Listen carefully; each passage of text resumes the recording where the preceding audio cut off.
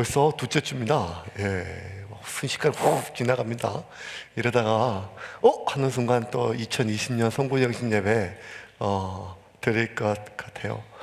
사람이 궁지에 몰리면 뭐라도 필요하죠. 우리가 뭐 좀 이렇게 넉넉하게 있을 때는 누가 하나 만나서 밥도 사고 또 돈 쓰는 게 쉬운데, 정말 없을 때는 10,000원 한 장, 1,000원 한 장도 참 귀하고 어려울 때가 있습니다. 그때는 그게 경제적이든 관계적이든 사업적이든 어떤 일에서 사람이 궁지에 모이면 정말 고양이 손이라도 필요할 때가 있고 지푸랑이라도 꼭 잡아야 내가 살 수 있을 것 같은 그런 위기적인 상황이 있죠. 지금 다윗이 그랬습니다. 아들 압살롬이 반란을 일으켜 민심이 다 벌써 아들에게로 돌아갔습니다.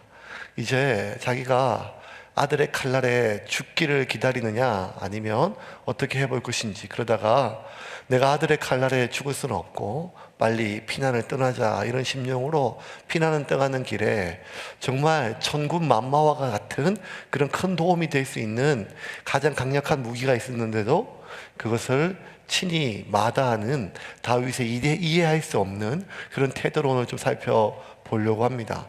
다윗의 오늘 태도를 보면 다윗은 이스라엘에서 가장 용감한 사람이었거든요. 삼손은 힘이 센 사람이었어요. 삼손은 워낙 힘이 세니까 뭐 사자를 찢기도 하고 블레셋 1,000명과 싸우기도 하였죠. 그런데 용감하기로 따지면 다윗을 따라올 수 있는 사람이 없지요. 한 군대와 싸워도 이길 수 있는 골리앗과 이스라엘 전체가 벌벌 떨고 두려움에 잡혀 있어도 만군의 하나님 여호와의 이름으로 나가서 싸울 수 있었던 그 용기, 강력한, 그리고 수없이 많이 날라오는 그런 화살과 창들 속에서도 말을 타고 적진으로 뛰어들면서 내가 여호와를 의뢰하며 적진에 뛰어드나이다, 뭐 이렇게 수많은 용맹한 모습들이 우리 사무엘 상하에 잘 보여집니다. 그런데 말년의 이 다윗의 모습은 용맹함, 그리고 아주 무서울 정도로 우직함, 이런 게 보이지 않고 굉장히 지금 두려움에 사로잡혀 있는 한 그 노구의 몸을 이끌고, 뭐 보니까 거의 다 살았는 것 같은데 그래서 그 두려움에 떨면서 자신의 생명을 보존하기 위한 지극히 인간적이고 어떻게 보면 지극히 비겁함까지는 아니지만 약한 다윗의 모습을 오늘 본문에 볼 수가 있습니다. 14절 한번 볼까요? 14절 말씀입니다. 같이 읽겠습니다. 다윗이 예루살렘에 함께 있는 그의 모든 신하들에게 이르되 일어나 도망하자. 그렇지 아니하면 우리 중 한 사람도 압살롬에게서 피하지 못하리라. 빨리 가자. 두렵건대 그가 우리를 급히 따라와 우리를 해하고 칼날로 성읍을 칠까 하노라. 다윗의 사무엘상을 자세히 읽어보면, 좀 꼼꼼하게 보면 이 다윗이 쓰지 않는 단어들이 어떤 말인가 하면 도망가자, 피하자, 이러다 우리 죽는다, 이런 말은 다윗이 거의 사용하지 않습니다. 어떤 상황이 매달려도 하나님이 우리와 함께 하시면 우리가 능히 이길 수 있다, 뭐 이런 것들이었습니다. 다윗은 늘 하나님을 의지하고 죽음을 두려워하지 않는 사람인데, 다윗이 지금 이 공포가, 다윗의 두려움과 공포가 느껴져요. 다윗이 예루살렘에 있는 그의 모든 신하들에게 이르되 일어나 도망하자. 여러분, 이 말 들으면 이 다윗 곁에 지키고 있던 신하들도 오히려 압살롬으로 마음이 돌아서지 않겠어요? 이런 것보다 우리가 잠시 피해서 후일을 도모하자, 뭐 이런 말들이 훨씬 낫거든요. 그런데 일어나 도망가자, 그렇지 않으면 우리 중 한 사람도 압살롬에게 피하지 못, 우리 다 죽겠다 이러다가 빨리 도망가자, 그가 우리를 급히 따라와 우리를 해하고 칼날로 성읍을 칠까 두려워하느라 하면서 빨리 가자, 겁나 죽겠다, 뭐 이런 말들을 계속합니다. 그런데 이 다윗이 급하게 피난 행궁을 꾸립니다. 그리고 모든 민심이 벌써 이 압살롬으로부터 돌아갔다는, 다윗으로 향했던 모든 마음이 압살롬으로 이제 다 돌아갔다는 그런 전령의 마음을 듣고 이제 절망에 빠졌죠. 그리고 이제 피난 행렬에 떠납니다. 마치 이 병자호란 때 왕이 남한산성으로 백성을 버리고 도망을 가듯이 한양을 버리고 도망을 한강을 건너는 것처럼 이 다윗이 모든 것을 포기하고 절망하면서 이제 피난 행궁을 가요. 근데 피난 행궁에서 가면서 봤던 수많은 백성들의 태도를 보면 그렇게 절망적이지 않는 것 같아요. 여전히 다윗을 향한 마음이 백성들 중심에 있었고, 그리고 또 많은 사람들의 마음이 다윗을 위하는 마음들이 있었습니다. 특별히 이 가드 사람 이때 19절 20절을 보면 19절 20절 한번 볼까요? 19절 20절 같이 읽겠습니다. 시작. 그때 왕이 가드 사람 이때에게 이르되 어찌하여 너도 우리와 함께 가느냐 너는 쫓겨난 나그네이니 돌아가서 왕과 함께 내 곳에 있어. 19절 그대로 볼까요? 그때 왕이 가드 사람이 이때, 그러니까 왕이 지금 피난을 가는데 특별히 많은 사람들이 울며 슬퍼했는데 이 가드에서 온 사람 난민들이었어요. 마치 시리아 난민처럼 가드 사람의 난민들이 나라를 잃고 떠돌 때 이 다윗이 받아줬습니다. 받아줘서 이제 겨우 다윗 뜻대로 다윗의 은혜로 겨우 예루살렘에 정착했던 이 난민이죠. 그 사람들이 지금 다윗이 피난 간다는 말을 들었어요. 그러면 이 난민들은 나라 없이 정처 없이 떠돌다가 겨우 정착했기 때문에 빨리 지금 대세를 읽고 대세가 지금 압살롬한테 기울었으면 압살롬한테 붙는 게 맞거든요. 왜냐하면 처자식 데리고 저 월남 망하고 보트피플 막 가고 막 지금도 막 그런 것처럼 이 난민의 삶이 얼마나 고되고 힘듭니까? 나 한 목숨은 괜찮지만 내 처자식 더 이상 또 떠도는 삶을 살 수는 없지 않겠습니까? 그러면 지극히 대세에 따라 압살롬한테 붙는 게 맞고 그것이 당연한 거예요. 다윗이 생각해도. 그런데 이 가드 사람이 600명이 그 대장 이때가 사람들을 이끌고 다윗을 쫓아오니까 이 왕이 놀래가지고 어찌하여 너 우리와 함께 가느냐, 너는 쫓겨난 나그네인이 돌아가서 왕과 함께 내 곳에 있으라. 이미 지금 왕이 누구죠? 압살롬이라는 거예요. 자기가 여전히 왕이에요. 그런데 이미 기울었다는 거예요. 왕과 함께 내 곳에 있어라. 네가 있을 곳은 저기라는 거예요. 20절도 볼까요? 20절입니다. 같이 읽겠습니다. 너는 어제 왔고 나는 정처 없이 가니 오늘 어찌 너를 우리와 함께 떠돌아다니게 하리요. 너도 돌아가고 내 동포들도 데려가라. 은혜와 진리가 너와 함께 있기를 원하노라 하니라. 이 진심이었어요. 다윗이 너무 고맙다. 눈물 날 정도 귀하다. 네 마음 다 받았다. 그런데 너도 네 백성이 있지 않냐? 네 백성도 살리지 않냐? 나한테 신하도 없고 백성도 없다. 그러니 나와 함께 또 어떻게 떠돌아다니려고 하느냐? 돌아가라. 돌아가. 내가 네 마음 다 받았다. 그리고 진심으로 하나님의 은혜를 축복을 빌어요. 하나님의 은혜와 진리가 너와 함께 있기를 원한다. 다윗이 방금 전까지 곧 빨리 도망가자 죽겠다 이러다가 막 이렇게 하다가도 이 다윗은 다윗이 떴던 것 같아요. 또 뭐 어떤 사람은 이 구절 읽으면서 다윗이 이런 게 뭐 또 그 마음의 성군이라 그런 게 아니라 급하게 행군을 꾸리다 보니까 양식이 얼마 안 돼가지고 600명 저것들까지 먹이다가는 금방 오래 못 살 것 같으니까 에타 뭐 이렇게 생각할 수도 있겠지만 그런 뜻은 아니었죠. 그런 뜻은 아니었고 다윗의 진심이 하나하나 구절에 따라 넘어갑니다. 다윗이 만류하지만 이 사람들은 완강하게 다윗을 따라요. 다윗을 따르고. 그리고 이미 모든 백성들의 민심이 압살롬으로 기울었다고 하는 전령이 있었지만 다윗이 피난하는 행렬에 수많은 백성들이 따르면서 슬퍼 울며 다윗의 뒤를 뒤따라요. 17절 한번 볼까요? 17절.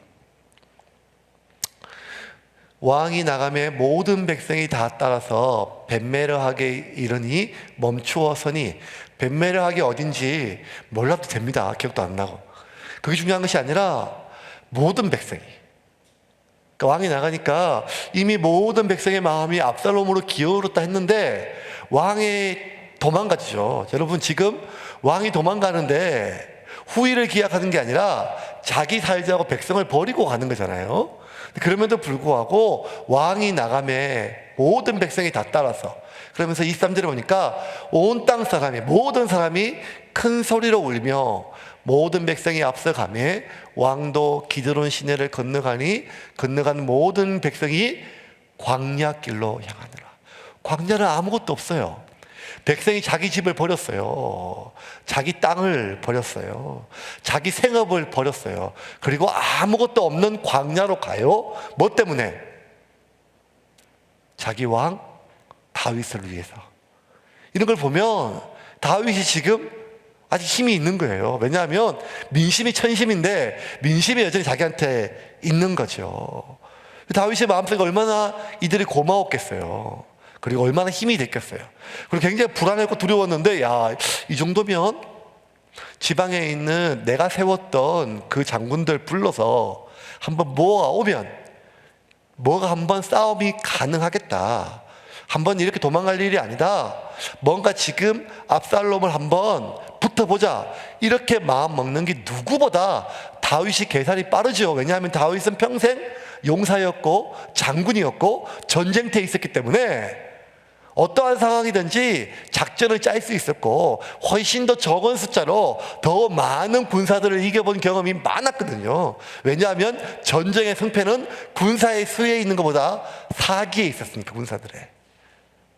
이 정도면 괜찮다는 거예요. 더군다나 이때가 가드 사람 600명을 데려오고 수많은 백성들이 여전히 이 다윗을 따르고 있을 때 이 모든 백성들과 그 이방 민족들의 군사들과 보다 합친 것보다 더 강력한 한 방이 다윗에게 천군 만마와도 같이 힘이 되는 곳이 소식이 들렸어요. 그게 뭐였는가 하면 우리 한번 볼까요? 24절인데 같이 한번 읽겠습니다. 시작. 왕이 사도에게 이르되 보라, 하나님의 괴를 성읍으로 도로 메어 가라. 만일 내가 여호와 앞에서 은혜를 입으면 도로 나를 인도하사 내게 그 괴와 그 계신대를 보이시리라. 자, 사독이, 제사장이 은약궤를 메고 다윗에게 왔어요. 여러분, 이 은약궤를 함부로 움직이면 안 돼요. 왕도 그 명령을 함부로 할 수 없어요. 이스라엘 백성들이 전쟁을 하거나 큰 어떤 민족의 운명이 걸렸을 때 움직여야 되는데, 지금 제사장이요, 그 은약궤를 가지고 어디를 갔는가 하면 왕의 피난 행렬에 따라요. 여러분, 이스라엘 백성들은요 오직 이 하나님의 언약궤에 따라 움직였거든요. 하나 전쟁할 때도 군사가 많든 적든 하나님의 언약궤가 있으면 이겼고, 이것들은 출애굽부터 이스라엘의 정체성이었어요. 그러니 그 모든 군사들과 그 모든 백성들의 사기를 하나님이 우리와 함께 하신다라고 하는 확신을 줄 수 있는 마지막 반전 카드였죠. 그럼 끝이 났어요. 이제 압살롬도 민심을 거슬릴 수 없고 천심까지 거슬릴 수는 없는데, 다윗이 민심을 자신에게 돌아온 걸 확인하였고 이제 민심과 함께 천심도, 하나님도 나와 함께한다, 뭐 이런 마음으로 반전을 꾀할 수 있는 천군 만마와도 같은 결정타가 자신에게 왔지요. 그러면 저 같으면 됐다는 평안함이 될 것 같아요. 근데 다윗이 전혀 이해할 수 없는 말을 해요. 그게 뭐였는가 하면 왕이 사독에게 이르되 보라, 하나님의 궤를 성읍으로 도로 메어 가라. 이 자꾸 다윗이 늙어서 지금 망령이 왔나, 지금 자꾸 그냥 가라고, 사람이 오면 가라고, 언약궤 오면 도로 메러 가라고 막 이렇게 하는 것 같아요. 마치 제가 막 개척하고 막 공사하는데 어떤 분이 지금 막 큰 헌금을 가지고 왔어요. 그러면 이제 받고, 이렇게 X는 모르지만 봉투 보면 알잖아요. 뚜껑을 너무 감사해가지고 감사합니다 하고 그냥 받고 공사하면 되는데, 오는 분들마다 족족 괜찮습니다, 가져가십시오, 다른 더 약한 교회 가져가십시오, 섬기십시오, 이렇게 얘기한다면 그걸 본 집사님들이 아마 저를 내쫓을 거예요. 목사님 정신이 있어 없어 지금, 한풀이 아쉬운데 지금 뭔 생각으로 지금 그러고 계세요. 지금 막 이렇게 하지 않겠습니까? 지금 다윗은요 한 명이 아쉽거든요, 군사가. 그런데 지금 군사들 다 돌려보내라고, 백성들도 가라고, 심지어 하나님의 언약궤까지도 사독 보고 다시 메고 가라는 거예요. 이걸 보고 옆에서 지켜보는 신하들의 마음이 얼마나 속이 터졌겠어요. 왜냐하면 압살롬이 반역을 일으켰을 때 이스라엘의 제갈공명이고 가장 지혜로웠던 책사였던 아히도벨마저 압살롬으로 돌아섰거든요. 그러면 아히도벨마저 국무총리까지 돌아섰으면 중간에 있는 많은 신하들도 지금 자기가 어디에 사는가에 따라서 자기 목숨 정도가 아니라 자기 가족과 가문의 모든 목숨이 왔다 갔다 동서고금을 막론하고, 여러분 역적은요, 조선은 3족을 멸했지만 중국은 9족을 멸했거든요. 그러니 지금 자신의 선택에 따라 자기 처자식과 모든 가문이 멸족될 위기에 있으면 얼마나 많은 신하들이 지금 어디에 설까가 고민이 많았겠어요. 그러다가 의리를 대세는 압살롬에게 기울었는데 군대 장관까지 갔으니까. 그런데도 불구하고 이 다윗이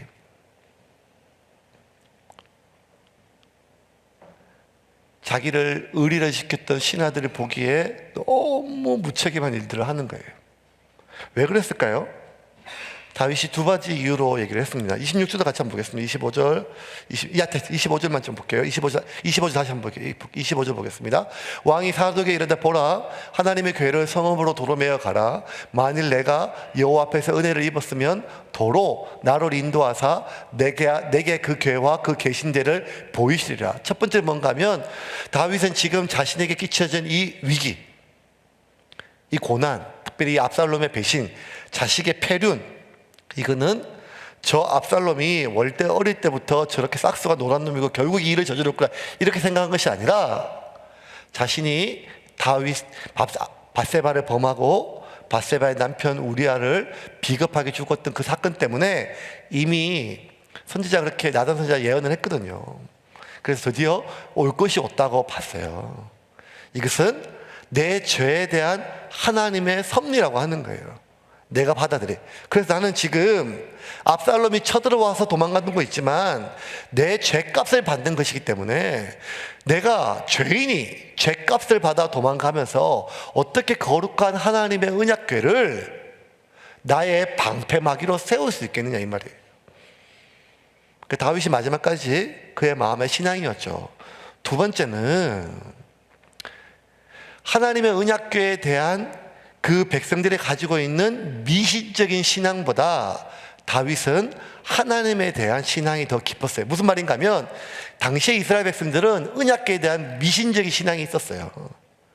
마치 이 성경책 차에 앞에 놓으면 사고가 안 난다 뭐 이런 것처럼, 십자가 걸어 놓으면 사고 안 난다 뭐 이런 게, 뭐 동네 사람들이 차 타면 명태 대가리 걸어 놓으면 사고 안 난다고 다를 바가 뭐가 있겠어요. 그 십자가 아니라 뭐라 할지라도 그 형상이나 그 책이 지켜주는 것이 아니라 하나님의 임재가 보호하는 거잖아요. 마찬가지로 언약궤는 하나님의 임재를 상징하는 것이지 그 아카시아 나무로 만든 궤짝 자체가 신비한 능력이 있어서 이스라엘을 지켜주는 것이 아니라는 것을 누구보다 다윗은 믿었다는 거예요. 그래서 오늘 개역성경에는 이렇게 그냥 그 궤와 이렇게 돼 있지만 히브리 원문을 보면 하나님의 궤를 성읍으로 도로 메어 가라. 여호와 앞에서 은혜를 입으면 도로 나를 인도하시리라. 내게 그 궤와, 그 원어에서는 그 궤를 언약의 궤와 하나님의 궤와 이렇게 돼 있어요. 그러니까 다윗은 지금 그 궤, 아카시아 나무로 만들었던 궤짝 자체에 포커스가 있는 게 아니라 하나님의 궤, 언약의 궤. 그래서 하나님이 나를 지켜주시고 하나님 우리를 지켜주신다고 하는 그 언약, 그 약속 때문에 우리가 보호받는 것이지 그 궤짝 자체를 하나 옮긴다고 하나님의 뜻이 움직이는 것이 아니란 말이에요. 이걸 누구보다 다윗은 믿었다는 거예요. 왜? 그 언약궤는 하나님의 임재 상징에 불과하다는 거예요. 마치 우리가 결혼할 때 다른 건 다 없더라도 반지는 교환하잖아요. 반지는. 왜냐하면 서로 반지를 끼워주며 사랑의 서약이라는 거예요. 반지 끼워주면서. 반지 끼워주면서 뭐 신부가 이런 마음으로 끼워주지 않잖아요. 바람 피면 이거 잘라버리겠어. 뭐 이런 말 아니잖아요. 이 반지를 끼고 있다고 부부의 대의와 정절을 어길 상황이 될 때 뭐 신비한 능력이 있다는 게 아니잖아요. 내가 부부의 대의와 정절을 지키겠다고 하는 하나의 상징인 것처럼 이 언약궤는 하나님의 임재의 상징이었다는 거예요. 그래서 여러분, 우리가 하나 기억해야 될 것은 무엇인가 하면, 내가 하나님께 헌금을 많이 하고 헌신을 많이 하고 봉사를 많이 해서 평안하고, 내가 뭔가 좀 힘들어서 어려워서 봉사도 옛날처럼 못하고 헌금도 예전처럼 못하고 그래서 내 마음이 불편하다, 이게 아니라는 것입니다. 우리에게 정말 소망이 있는 것은 무엇인가 하면, 나의 열심과 헌신이 아니라 나를 충성되이 여겨 일꾼으로 세우신 하나님의 약속이라는 것이죠. 그 하나님의 그 섭리 안에 우리가 있을 때 우리의 소망이 있는 것이지, 나의 헌신과 나의 열정과 나의 희생이 우리를 향하시는 하나님의 사랑을 결정하는 것이 아님을 믿으시기를 바랍니다. 우리가 왜 자꾸 내가 좀 열심히 예배 드리고 기도하고 헌신하면 평안함이 있고, 좀 헌신이 떨어지고 뭐가 좀 약해지면 내 안에 있는 불안이 생기는가 하면, 물론 또 예배도 안 드리고 헌신도 안 하고 봉사도 안 했는데 너무 마음이 담대하면 그것도 문제죠. 그런데 우리의 전적인 모든 마음의 평화가 나를 향하신 하나님의 약속과 섭리와 사랑과 은혜에 있는 것이 아니라 나의 열정과 헌신과 나의 노력에 있다면, 그것은 내가 나를 향하신 하나님의 약속에 대한 그 믿음이 약해져서 그래요. 목사도 그렇습니다. 목사도 매주 그래요. 매주도 주일날 성도들이 좀 적게 오잖아요. 그러면 저녁에 설교가 끝나고 집에 가면 마음이 좀 불안해요. 내가 지금 뭐 좀 잘못하고 있나? 막 잘못하고 있나? 그러다가도 뭐 어떤 한 주에 어떤 새 가족이 또 몇 명 더 오면 갑자기 그냥 기분이 좋아져가지고, 야, 또 뭐가 좀 잘 되겠다. 저부터 사람이 오네. 이런 마음이 주어진 상황에 따라서, 환경에 따라서, 결과에 따라서 나에 대한 하나님의 섭리와 계획과 약속을 붙드는 것이 아니라, 그 결과물과 상황에 따라서 흔들린다면 우리 역시 그 아카시아로 만든 궤짝을 의지했던 이스라엘 백성과 다를 바가 하나도 없다는 것입니다. 그런데 다윗은 달랐어요. 그래, 네가 제사장인데 이거 함부로 들고 오면 어떡하냐? 가지고 가라. 내가 지금 죄인 때문에, 내 죄 때문에 가는 것인데, 내가 내 죄로 가면서도 불구하고 하나님의 언약궤로 내 방패막이를 사고 내 죄에 대해서 말씀을 근거로 합리화를 하면 어떡하냐? 오늘 얼마나 많은 사람들이 명백한 잘못과 실수가 있음에도 불구하고 자신의 잘못 선택하고 실수에 대해서도 하나님 말씀을 자신의 방패 삼이와 합리화의 도구로 쓰는 사람들이 얼마나 많습니까? 다윗은 그렇지 않았어요. 또 하나, 하나님의 섭리와 약속을 믿었어요. 그분이 하나님의 은혜를 입으면 내가 도로 나를 인도하사 내게 그 궤와 그 궤를 계신 데를 보이시리라. 이런 걸 보면 다윗이 하나님께서 다윗의 끝까지 쓰시는 이유가 있는 것 같아요. 여기까지는 제가 설교 준비하면서 다 이해가 됐어요. 그런데 정말 이해할 수 없는 마지막 26절 한 절이 좀 어려웠어요. 26절 볼까요? 26절입니다. 같이 읽겠습니다. 26절 시작. 그러나 그와 이와 같이 말씀하시기를 내가 너를 기뻐하지 아니한다 하시면 종이 여기 있사오니 선히 여기시는 대로 내게 행하시옵소서 하리라. 그러나 그가 이와 같이 말씀하시기를 내가 너를 기뻐하지 아니한다 하시면 종이 여기 있사오니 선히 여기시는 대로 내게 행하옵소서 하리라. 여러분, 하나님이 내가 은혜를 베푸시면 내가 다시 돌아와서 나의 이 마음을 보시고 하나님 나를 되돌리실 것이다. 그러면 내가 예루살렘에 다시 왕으로 와서 그 언약궤를 보면 된다. 그 25절까지 다 이해가 돼요. 오케이. 근데 26절 뭐라고 얘기하냐면, 하지만 하나님이 내가 너를 기뻐하지 않는다 하시면 종이 여기 있사오니 선히 여기시는 대로 내게 행하옵소서. 하나님이 내게 기뻐하지 않는다 하면 어쩌겠냐, 내가 그 명령에 따라야지 정도가 아니라 뭐라고 하면 선히 여기시는 대로. 선히, 선하다라고 하는 단어를 지금 히브리 원문에는 토브라고 썼어요. 토브라는 단어는 뭔가 하면 하나님이 천지를 창조하실 때 첫째 날, 둘째 날, 셋째 날 모든 걸 만드시고 하나님 보시기에 심히 좋았더라. 좋았더라, 그 토브였었어요. 그 토브는요, 좋다, 굿, 선하다 뭐 이런 뜻이에요. 아름답다. 그래서 하나님이 나를 버리신다 할지라도 그것이 하나님의 뜻이면 어쩔 수 없다, 그게 아니라 그거 선하다, 그거 아름답다, 그거 귀하다는 거예요. 이건 제가 진짜 어려웠어요. 이게 다윗이라면 어떻게 사람이 여기까지 할 수 있을까? 왜냐하면 여러분, 어떤 사람이 좋은 사람이에요? 나한테 잘해주는 사람이 좋은 사람이죠. 우리는 지극히 개인주의 시대에 빠졌어요. 아니, 개인주의 시대에 살고 있어요. 교회도 내가 선택해요. 목사도 내가 선택해요. 목사 내가 선택해요. 이번 주에 제가 안양 석수교에 가서 이제 오후 예배도 하고, 그 다음에 이제 새벽 기도 하는데, 막 이제 모처럼 이제 9년 만에 갔다고 얼마나 집사님, 권사님들이 막 좋아하신지 모르겠어요. 해가지고. 그래서 제가 이제, 하민이 이제 합격하면 그 가까우니까 여기 기숙사 되고 주일에 여기 올 거라고. 오면, 제 얼굴하고 똑같이 생겼으니까 저하고 비슷한 얼굴 보면 무조건 용돈 주라고 막 하셨어요. 그러니까 막 좋다고 막 얘기하시면서 그렇게 하시더라고요.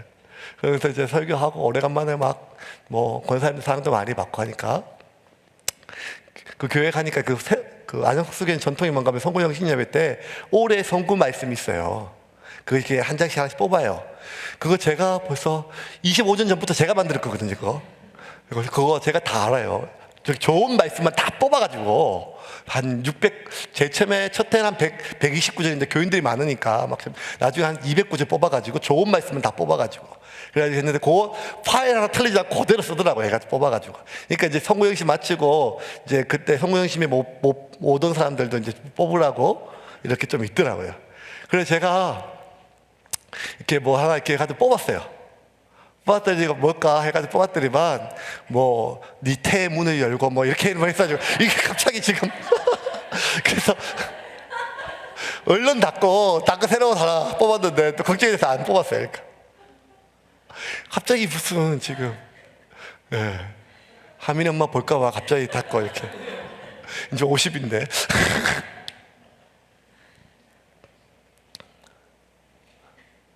우리가 모든 걸 선택하지요. 강단에 있는 목사님도 내가 동의할 수 없는 정치적 성향을 가지고 있으면 교회를 옮겨요. 하나님 말씀조차도 그 말씀이 베레아 사람들처럼 성경이 맞냐 안 맞냐가 아니라 내가 가지고 있는 신념과 생각과 가치관에 따라서. 그러니 교회 역시 마찬가지가 아니겠습니까? 내가 이 교회가 내 11조를 어디다 쓰는지도 모르니까 내 11조는 내가 알아서 귀한 데 보내겠다. 그러니까 모든 것들이 각각 우리가 선택에 따라서 사람도 마찬가지예요. 제가 이게 이 건물 선택한 가장 중요한 이유는 바다가 보여서 그렇거든요. 바다가 보여서. 여러분 지금은 뭐 이렇게 목욕탕밖에 안 보이지만 제가 제일 처음에 왔을 때는요. 아침에 오면요 햇빛이 비치면 물이 들어왔을 때 보면 온 바다가 비쳐가지고 장관이었어요. 그러다가 이제 그때 한참 목욕탕 공사하고 있었으니까 목욕탕이 들어왔을 때 건물주가 저한테 얘기했거든요. 목사님 걱정하지 마세요. 5층까지만 들어옵니다. 5층까지. 그래서 제가 계약했거든요. 그렇게 해가지고. 그래서 이제 한층 올라왔어요. 그러니까 이제 뭐가 들어오냐 모르니까 주차장이 들어온대요. 2층부터 4층까지. 그러니까 얼마나 좋아요. 지역 주민도 좋고 저희 교회도 주차장 쓸 수 있으니까. 또 뭐가 들어오냐 하니까 목욕탕이 들어온대요. 얼마나 좋아요. 지역 주민들 다 좋겠다 하면서. 그러니까 이 목욕탕 들어오고 주차장 들어오고 지역 주민들 좋은 건물 온다고 맨날 아침에 기도할 때 축복했거든요. 제가 하나님 이 건물 축복합니다. 지역 주민들 많이 이용하고 주차할 수 있도록 그렇게 하고. 그렇게 했는데 4층 넘어가면서부터 바다가 가리기 시작한 거예요. 제가 막 이 건물 사장님한테 안 가린다면서요 하니까 사장님이 뭐 이미 다 계약했으니까 뭐 저렇게 높을 줄 몰랐어요. 뭐 이렇게 얘기하면서 나중에 이제 막 완전히 바다를 다 가리니까 제가 얼마나 속상하든지 아침마다 제가 와서 기도할 때 출근해서 기도할 때 바다를 보면서 너무 감사했거든요. 건물 올라올 때마다 무너지지 않게 하시고 집안이 그 앞에 있는 건물 너무너무 그러다 갑자기 바다를 다 가리니까 그때부터 마음속에 어떤 마음이 들었는가 하면 그렇게 기도하진 않았지만 그냥 좀 무너지면 좋겠다 이렇게. 왜? 몇 달 전까지만 해도 그렇게 축복하고 이 지역 주민들을 위해서 필요한 건물을 했다가 고작 그 얼마 안 되는 몇 조각이 안 되는 바다를 가린다고 그때부터 아주 나쁜 건물이 돼가지고 그 인간이란 마음이 이런 것 같아요. 모든 것이 좋고 나쁜 것이 어쩌면 나한테 좋으면 좋은 것이고 나한테 나쁘면 나쁜 것이 아니겠습니까? 그런데 지금 다윗은 자기가 이렇게 아들에게 쫓겨나서 일평생 내가 일군 나라였거든요. 자기 선대왕 사울 왕이 그 조금 있던 왕 나라도 찌그러졌었는데 다윗이 전 모든 중동의 근동에 그 모든 주변에 있는 나라로부터 모압, 암몬부터 시작해서 블레셋 수많은 나라로부터 조공을 받고 이 나라를 내가 만들었거든요. 그런데도 불구하고 이렇게 쫓겨나는 개처럼 이렇게 인생이 끝날 때 이것만큼 비참하고 서글픈 일이 어디 있겠어요? 나한테 나쁘면 나쁜 거죠. 저 하나님의 뜻이 그렇다면 어쩔 수는 없지만 저는 애석합니다. 이게 인간이 아니겠어요? 그런데 다윗은 뭐라고 했는가 하면 하나님이 나를 버리신다 할지라도 그것이 하나님의 뜻이라면 토브, 그 선합니다. 그거 아름답습니다. 그거 좋은 일입니다. 그거 귀한 일입니다.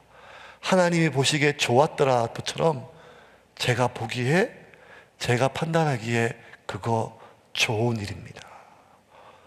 여러분 이렇게 할 수 있는 사람이 어떻게 있을까요?